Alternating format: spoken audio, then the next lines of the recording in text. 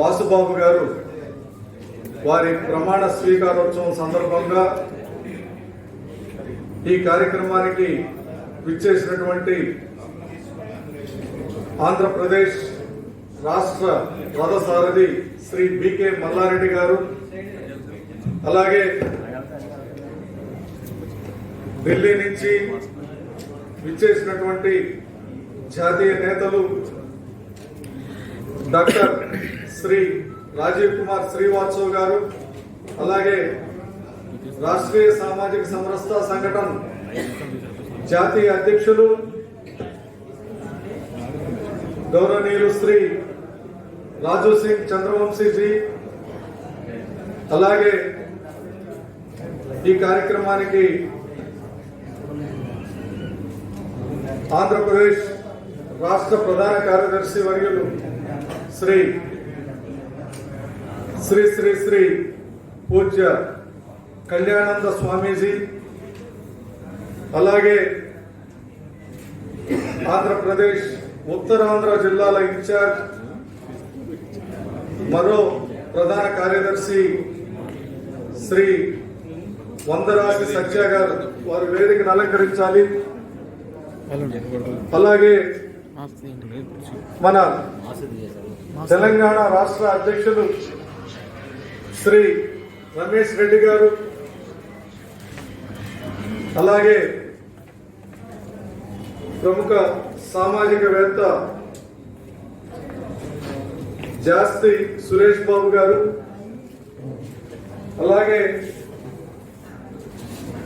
ప్రముఖ సామాజికవేత్త శ్రీమతి అనంతలక్ష్మి గారు విశాఖపట్నం నుంచి, వారు కూడా విశాఖపట్నం నుంచి ఈ కార్యక్రమానికి విచ్చేశారు. అలాగే హాజరైనటువంటి సోదర సోదరీమణులు, పెద్దలు, మాతలు అందరికీ పేరు పేరున, పాత్రికేయులకు కూడా పేరు పేరున ధన్యవాదాలు. ప్రింట్ మీడియా, ఎలక్ట్రానిక్ మీడియా వారికి కూడా ధన్యవాదాలు తెలియజేస్తూ, సామాజిక సమరసతా సంఘటన గురించి రెండు విషయాలు, నాకు తెలిసిన రెండు విషయాలు నేను ముందుంచుతాను. రాష్ట్రీయ సమరసతా సంఘటన ద్వారా నేను ఢిల్లీలో ప్రత్యక్షంగా నేను చూసిన కార్యక్రమాలు మీకు వివరిస్తాను. సామాజిక సమరసతా సంఘటన నేషనల్ టీంలో, జాతీయ జట్టులో ఉన్నటువంటి జయప్రకాష్ బంజారాజీ, ఆయన ఒక హోటల్ నడుపుతూ సుమారు సంవత్సరంలో 100 మంది పేద అమ్మాయిల పెళ్లిళ్ళు చేస్తాడు ఆయన సంవత్సర కాలంలో.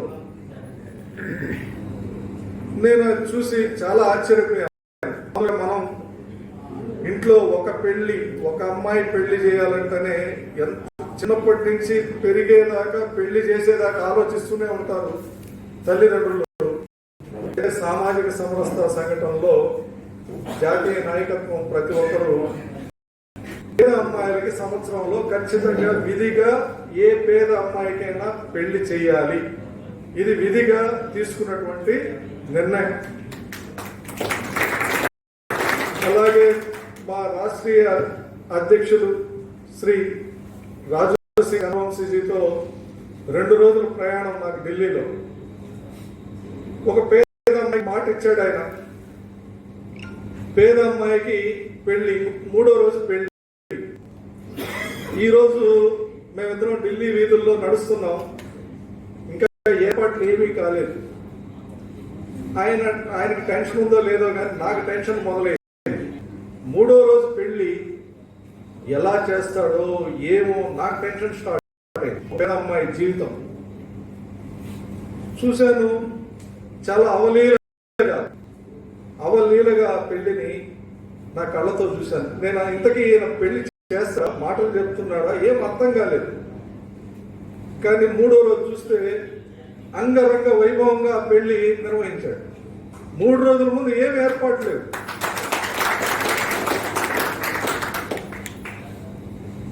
ఇంతేకాదు, సమరసతా సంఘటన సమాజంలో అసమానతలు తొలగించి పేద, బడుగు, బలహీన, దీన, దుఃఖిత, తాడిత, పీడిత వర్గాల్లో వెలుగులు నింపడం. ఈ మధ్య మన కళ్యాణ స్వామి శ్రీశైలంలో ఒక గూడెలు ఉంటాయి, గిరిజన గూడెలు. దీపావళి, మామూలుగా దీపావళి మనం ఏం చేస్తాం, మన ఇంట్లో టపాకాయలు కాలుస్తాం, మన కళ్ళల్లో వెలుగులు చూడాలా, మన పిల్లల వెలుగులు చూడాలా. కళ్యాణ స్వామీజీ ఏం చేశారంటే గిరిజన తండాలోకి వెళ్ళి ఆ పిల్లలతో కేరింతలు కట్టిస్తూ వాళ్ళకి తనకు వచ్చిన దక్షిణలు అవన్నీ సేకరించుకొని ఆ టపాకాయలు వాళ్ళు వేస్తే ఆనందించారు. వాళ్ళ దగ్గర జై జై మాట. దీపావళి అంటే పేద, బడుగు, బలహీన వర్గాల్లో వారి కళ్ళల్లో వెలుగులు నింపడమే నిజమైన దీపావళి అని కళ్యాణ స్వామీజీ సందేశం ఇచ్చారు. ఈ సందర్భం ఇట్లా సామాజిక సమరసత సంఘటన అనేక అడుగులు ముందుకేస్తూ ఉత్తరాదిలో చాలా విస్తృతంగా వ్యాపిస్తూ సేవాభావంతో, సమర్పణ భావంతో విశేష కృషి చేస్తున్నారు. నాకు ఈ బాధ్యతలు అప్పగించినప్పుడు ఇక్కడ తాడు లేదు, బొంగరం లేదు. అటువంటి సమయంలో ఇచ్చి ఈ వ్యవహారాలు చూడు అని చెప్పారు. సరే, ఆ బాధ్యతల కోసం ఒక అదృష్టం ఏంటంటే 2020 సంవత్సరంలో ఈ గొప్ప నాయకత్వం రాష్ట్రీయ సామాజిక సమరసత సంఘటనకి, ఆంధ్రప్రదేశ్ రాష్ట్రానికి గొప్ప నాయకత్వం దొరకడం, ఇది సంఘటనకి ఈ గోదావరి నదీ తీరంలో గోదావరి సాక్షిగా చెప్తున్నారు. ఈ సంఘటనకే మలుపు తిప్పబోతోంది. ఒకవైపు మల్లారెడ్డి గారు అధ్యక్షులు, ఇంకొక వైపు వాసుబాబు గారు, వీరిద్దరు ఎవరికి వారే సాటి, ఏ రంగంలోనైనా వారు సాటి, అనుకున్న సాధించగలిగినటువంటి మగధీరులు వాళ్ళు. వారి నాయకత్వంలో సామాజిక సంఘటన చిట్ట చివరి ఇంటి వరకు తీసుకెళ్తూ ఈ స్వతంత్ర పేద, బడుగు, బలహీన వర్గాలకు చేరుస్తారని నేనే కాదు, మా జాతీయ నాయకత్వం కూడా దృఢంగా విశ్వసిస్తోంది. కాదు, మన సమాజంలో చూస్తుంటాం, రోజు నిద్ర లేస్తే కులాల ఘర్షణ, లేదా ఇంట్లో వాళ్ళే మొగుడు పెళ్ళాల గొడవ. వీటన్నిటికీ కారణం ఏంటంటే వీటిల్లో సమరసత లేకపోవడమే. సమాజంలో సమరసత కొరవడింది. ఒకరి మీద ఒకరికి ఈర్ష్య, మనమంతా ఒక్కటి అని మనం చాటి చెప్పలేకపోవడం. మనమంతా భారత మాత సంతానం. కుల, మత, జాతి, వర్ణ, వయో, లింగ లేకుండా తరతమ భేదాలు లేనటువంటి సమాజాన్ని మనం నిర్మించుకోలేమా? ఏదో ఒక దేశం పేరు చెప్తారు, నెదర్లాండ్ అని. అక్కడ పోలీస్ స్టేషన్లు, వాళ్ళు అనుకున్నారు, ఆ సమాజం, ఆ దేశస్తులు అనుకున్నారు, మన పోలీస్ స్టేషన్లు అవసరమా? పోలీస్ స్టేషన్లు అవసరం లేని సమాజం మనం నిర్మించుకోలేమా? ఆ జాతి ఒక్క తాటిపైన నిలబడింది. ఆ పోలీస్ స్టేషన్లు మందిరాలు అయిపోయినాయి, జైళ్లు స్టార్ హోటళ్ళు అయిపోయినాయి. అంటే సామాజిక మార్పు, సామాజిక పరివర్తన అంటే దీనికోసం ఎవరు నడుము బిగిస్తే కానీ సాధ్యం కాదు. నాకు తెలుసు, కేంద్ర పదవులు కూడా చేశారు వారు. గతంలో కేంద్ర పదవులు నిర్వహించారు. అతను సన్మాన కార్యక్రమాన్ని నేను పోచమ్మ గుడి, పోలవరం దగ్గర పోచమ్మ గుడికి ఒక బ్యాంక్ మేనేజర్ నాతో చెప్తూ, ఒక మంచి మనసున్న వ్యక్తి మన వాసుబాబు అని చెప్పాడు. ఆయన చెప్పాడు, నేను ఈరోజు చూశాను ఖమ్మం పాటి వాసుబాబు అని. ఆయన అన్నాడు, ఇతను పేదవాళ్ళకి ఎటువంటి వ్యక్తి అంటే బ్యాంక్ లాంటి వాడు కాదు. ఈయన కేవీబీ, మామూలు కేవీబీ ఒక బ్యాంక్, ఒక పేద వ్యక్తులకి బ్యాంకు లాగా అతని మాట కానీ అతని బాట కానీ అతను ఏదైతే అనుకొని ఎప్పుడైనా ఎవరైనా ఏది అడిగినా కూడా అతను ఇబ్బంది పడో కష్టపడో లేదా అతను నిజాయితీగా సంపాదించో కష్టపడి ఇతరులకు చేయడంలో అతను తృప్తి చెందుతాడు. అతనే కాదు, అతను చేసే ఏదైతే చేసే సామాజిక సేవ దాన ధర్మాల వల్ల అతనే కాదు, అతనికి అటువైపు తల్లిదండ్రులతో పాటు 7 తరాలు, అతని తరువాతి 7 తరాలు కూడా సుభిక్షంగా ఉండాలని చెప్పి ఈ సందర్భంగా మనస్ఫూర్తిగా దేవదేవుణ్ణి కోరుకుంటున్నాను. అంతేకాదు, ఈ మధ్య సుమారు ఒక సంవత్సరం పైగా అతనికి నాకు మధ్యలో కాంటాక్ట్ లేదు. కాంటాక్ట్ లేకపోయినా కూడా మా మధ్యన ఉన్నటువంటి అనుబంధం కానీ అతనితో మాట్లాడితే కూడా ఒక విధమైన ఎవరికైనా ఒక ధైర్యం, ఒక ఆనందం, ఒక సంతోషం, ఒక తృప్తినిచ్చేటువంటి వ్యక్తిత్వం, ఒక భరోసాని నాకు తెలుసు దేవుడి దగ్గర కూడా భరోసా లభిస్తుందో లేదో కానీ వాసుబాబు గారి దగ్గర ఖచ్చితంగా అయితే ఆయన మాట ఇచ్చాడంటే ఒక భరోసా లభిస్తుంది. దీంట్లోయితే ఏ సంతోషం లేదు. అయితే మనకు ఈరోజు రాష్ట్రంలో చూస్తున్నాం, మన మధ్యలో చైనా తొత్తులు కావచ్చు, చైనా పాక్ లాంటి దేశాలు, పాక్ దేశం మన పైన ప్రత్యక్ష దాడికి దిగింది. మనం ఇచ్చినటువంటి భిక్షే పాకిస్తాన్. అయితే వాళ్ళు ప్రత్యక్షంగా మనల్ని ఎదుర్కోలేక హస్ తేలియే పాకిస్తాన్ లట్కే లెంగే హిందుస్థాన్ అంటే మనం ఎదుర్కోలేక మనల్ని పెట్టినటువంటి భిక్ష పాకిస్తాన్ వాళ్ళు ఈ నవ్వుతూ పాకిస్తాన్ని సాధించారు. అంటే వాళ్ళు ఏం పోరాటం చేయలేదు. ఇక్కడ ఎంతో మంది, ఎందరో తల్లులు, ఎందరో వీరులు మాన ప్రాణాలు కోల్పోయి త్యాగాల ఫలితంగా మన దేశానికి స్వతంత్రం వచ్చింది. వాళ్ళు నవ్వుతూ స్వాతంత్రం వాళ్ళకి మనం ఊరికే అర్పణంగా అప్పగించాము పాకిస్తాన్.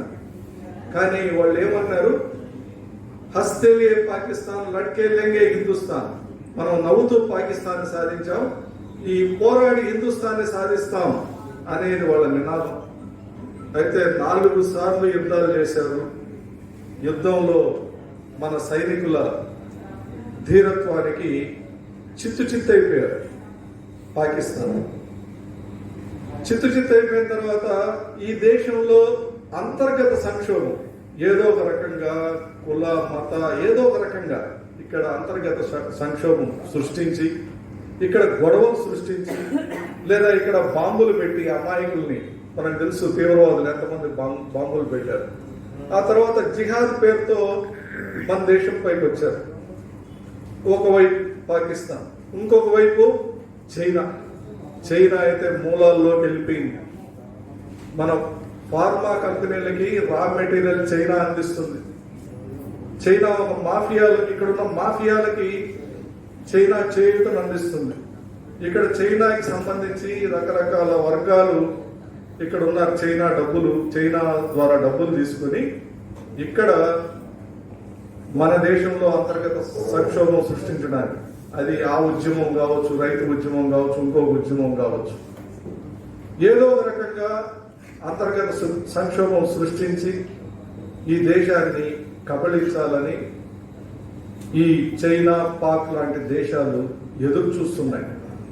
అయితే మన యొక్క అదృష్టం, మనకు ఒక గొప్ప ప్రధాని, 2 అక్షరాల అమ్మ ఏ రకంగా మనకు సేవ చేస్తుందో, ఏ రకంగా మనల్ని కాపాడుతుందో, 2 అక్షరాల మోడీజీ మనల్ని సురక్షితంగా సుభిక్షంగా ఉంచగలుగుతారు. మోడీ భయమే ఆయన విశ్వనాయకుడయ్యాడు. ప్రపంచాన్ని శాసించగలిగిన స్థితిలోకి ప్రతి భారతీయుడు విదేశాల్లో తలెత్తుకోగలిగినటువంటి పరిస్థితిని తీసుకొచ్చినటువంటి ప్రధానమంత్రి.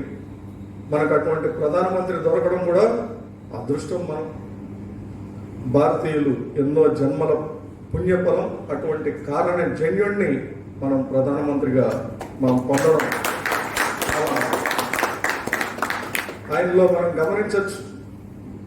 నరేంద్ర మోడీ, నరేంద్రుడు అంటే ఒక వివేకానందుడు, ఒక నేతాజీ సుభాష్ చంద్రబోస్ కలబోసినటువంటి ఒక గొప్ప ధీరోదాత్తుడు మనకు ప్రధానమంత్రి కావడం ఇంకా అదొక మన అదృష్టం. అయితే ఆయన ఎన్నో సంస్కరణలు చేపట్టాడు. ఆయనకు ముందు ఏం జరిగిందో తెలియదు, దేశం ఎట్టుపోతుందో తెలియదు. అయితే ఆయన వచ్చిన తర్వాత మొత్తం ప్రక్షాళన దునడం మొదలుపెట్టాడు. ప్రక్షాళన చేస్తున్నాడు, చేస్తూనే ఉంటాడు. ప్రక్షాళన చేసి ఈ దేశాన్ని విశ్వ విపణిలో కాదు, విశ్వంలో మన జెండా రెపరెపలాడే ఆయనకి సాధ్యం. చైనా పార్కులు ఎన్ని చేసినా ఏం కావు. అయితే ఇక్కడ ఉన్నటువంటి వాళ్ళు కూడా మనం జాగ్రత్తగా ఉండాలి. మనం ఇప్పుడు చూసాం ఆంధ్రప్రదేశ్లో ఒక సంఘటన జరిగింది. ఒక సంఘటన కాదు, ఆంధ్రప్రదేశ్లో ఒక ఘోరమైన సంఘటన జరిగింది. యావత్ జాతి తలెత్తుకోలేనటువంటి సంఘటన. దేశమంతా ఒకవైపు భవ్యమైన రామ మందిరం 500 సంవత్సరాల క్రితం కోల్పోయినటువంటి అయోధ్యలో, రాముడు పుట్టినటువంటి అయోధ్యలో, రామ జన్మభూమిలో మనం రాముడు గుడి కట్టుకుంటామని దేశమంతా ఒకవైపు చూస్తుంటే, ఈ ఆంధ్రదేశంలో రాముడు విగ్రహం తల కలియుగంలో దేవుడు మానవ రూపంలో పిలిస్తే పలకడు. దేవుడు ఎక్కడుంటాడు? విగ్రహ రూపంలో ఉంటాడు. ఎంత దారుణం అంటే అది మానవ మాతృలు చేసే పనేనా? ఎంత నీచమైన, ఘోరమైన, దారుణమైన చర్యకి రాముడు అందరి గుండెల్లో గుడిగట్టుకున్నటువంటి దేవుడు. ముస్లిం స్త్రీలు కూడా తమ భర్త ఎలా ఉండాలి? రాముడు లాగా ఉండాలని కోరుకుంటారు. క్రైస్తవ స్త్రీలు కావచ్చు, ముస్లిం స్త్రీలు కావచ్చు. రాముడు అందరికీ దేవుడే, అందరికీ పురుషోత్తముడు. అటువంటి ఉత్తముడైనటువంటి రాముడు తల తీసేస్తే, ఆ రాముడు తల తీసే బదులు ఆ దేవాదాయ శాఖ మంత్రి తల తీసేసిన పట్టించుకోలేదు. అటువంటి దేవాదాయ శాఖ మంత్రి ఉంటే బాధ్యత లేని దేవాదాయ శాఖ మంత్రి ఉంటేనేమి, లేకపోతేనేమి. ఇటువంటి దేవాదాయ శాఖ మంత్రి మాకు అవసరమా? మా హిందూ సమాజానికి. ముస్లింలు బాధపడుతున్నారు, నాకు ఫోన్ చేస్తారు చాలా మంది ముస్లింలు. మీరేం చేస్తున్నారయ్యా? రాముడు కొట్టేస్తే అదే మేమైతే ఆ దేవాదాయ శాఖ మంత్రి కనపడండి. వాళ్ళు నాకు ఫోన్ చేస్తున్నారు, ఏం చేస్తున్నావు? కొంతమంది నన్ను అడుగుతున్నారు, హిందువులే అడుగుతున్నారు, నువ్వేం చేస్తున్నావు? నువ్వు అందరి మీదకి అట్లా విరుచుకు పడతావు కదా, ఇప్పుడేం గమ్మన ఉండాలి. అయితే వాళ్ళకి చెప్పాల్సింది చెప్పాను. మనకు తెలుసు ప్రత్యేక హోదా, ఆంధ్రప్రదేశ్కి అయితే ప్రత్యేక హోదా ఏమో, ఈ సంపన్న ప్రాంతాలు ఇవన్నీ ఏదో వెనుకబడిన ప్రాంతాలకి ప్రత్యేక హోదా కాదు. ప్రత్యేక హోదా కోసం దేవాదాయ ఉద్యోగులు నల్ల బ్యాడ్జీ కట్టారు. రాముడు తల తీసేస్తే నల్ల బ్యాడ్జీ ఎందుకు కట్టరు? దేవాలయ సొత్తు తింటూ, దేవాలయ ప్రసాదాలు తింటూ, దేవాలయ సొమ్ము బొక్కుతూ ఉన్నటువంటి వీళ్ళు. రాముడు తల తీస్తే దేవాలయ శాఖ మంత్రి దేవాలయాలు ఎందుకు మూతయ్యారు? నిరసన ఎందుకు తెలపలేదు? వీళ్ళకి బాధ్యత లేదా? ఎంతసేపు బీసీలు ఎస్సీలే రావాలన్నా ధర్నాలకి? వీళ్ళకి బాధ్యత లేదా? ఏమైంది వీళ్ళకి బాధ్యత? దేవాలయాలు సొమ్ము తినేది ఎవరు? దేవాలయాల సొమ్ము ఎంజాయ్ చేసేది ఎవరు? ప్రత్యేక హోదా కోసం టీటీడీ జేఈఓ, అప్పటి జేఈఓ కూడా నల్ల బ్యాడ్జీ కడతాడు. రాముడు ఎందుకు కట్టలేదు? అయితే నన్ను క్షమించండి, ఇది వాసుబాబు గారి ప్రమాణ స్వీకారంలో అందరినీ బాధ పెట్టడం, ఉద్రేకపరచడం నా ఉద్దేశం కాదు. కానీ ఇది నాలోని ఆవేదన తట్టుకోలేక మీ ముందు ఎక్స్ప్రెస్ చేస్తున్నాను. మనకు ఎన్టీ రామారావు ఎన్టీ రామారావు, నందమూరి తారక రామారావు నందమూరి వంశాన్ని ఆయన రాముడిగా చూసిన తర్వాతే ఆ నందమూరి వంశానికి ఖ్యాతి వచ్చింది. ఈరోజు నందమూరి వంశం అక్కడ రాముడి తలగా తగిలింది, ఎన్టీ రామారావు తలకాయ దిగింది అనుకోవాలి. నందమూరి వంశంలో మగోడే లేడా? ఆ జూనియర్ ఎన్టీఆర్ బయటికి రాడా? జూనియర్ ఎన్టీఆర్ లేకపోతే నపుంసక తారక రామారావు నాకు అర్థం కాలేదు. ఇట్లా పరిస్థితిలో ఆ కుటుంబం ఉంది. ఇంకో వైపు చూస్తే నాకు ఆంజనేయ స్వామి అనుగ్రహంతో నేను మెగాస్టార్ అన్నటువంటి చిరంజీవి, ఆంజనేయ స్వామి అనుగ్రహం అయింది. ఆంజనేయ స్వామి గుండెల్లో గూడు కట్టుకున్న దేవుడు ఎవరు? రాముడు. చిరంజీవి బయటికి రాడు. వీళ్ళు బయటికి రాకపోతే ఎవరు బాధ్యత వహిస్తారు ఇటువంటి సంఘటనలు? అయితే నేను ఒకటే వివరించుకుంటున్నాను, ఇది నా ఆవేదన మాత్రమే. ఎవరు ఉద్రేకాలకు పోవద్దండి. దయచేసి ఇటువంటి సంఘటనలు ఇంకొకసారి జరిగితే పరిణామాలకి నేను కూడా ముందు వరుసలో నిలబడడానికి సిద్ధంగా ఉన్నానని చెప్పి సభాముఖంగా రాష్ట్ర ప్రభుత్వం నిమ్మకు నీరెత్తి ఉండడం గతంలో ఒక ఆయన చేశాడు. విజయవాడలో గుళ్ళు పెట్టి మూల కూర్చున్నాడు. ఈసారి ఎవరైనా గుళ్ళ జోలికి వచ్చినా ఇంకేం జరిగినా కూడా ఏమవుతారో కూడా తెలియదు. ఇంకొక ఆయన పైకి వెళ్ళాడు, ఇంకొక ఆయన మూల కూర్చున్నాడు, ఇంకొక ఆయన ఏమవుతాడో కూడా అర్థం కాని పరిస్థితి. వీటికి సంబంధించి, ఈ ఘటనలకు సంబంధించిన బాధ్యత రాష్ట్ర ప్రభుత్వం వహించాలి. ఆ ఐరన్ లెగ్ దేవాదాయ శాఖ మంత్రిని ఎందుకు కొనసాగిస్తున్నాడో కూడా అర్థం కావడం లేదు. దీని వెనకల ఏ గూడు పుట్టాడు ఉందో కూడా ప్రజలే కనుక్కుంటారు. దీనికి బాధ్యత రాష్ట్ర ప్రభుత్వం పూర్తిగా వహించాలని చెప్పి కోరుతున్నాను.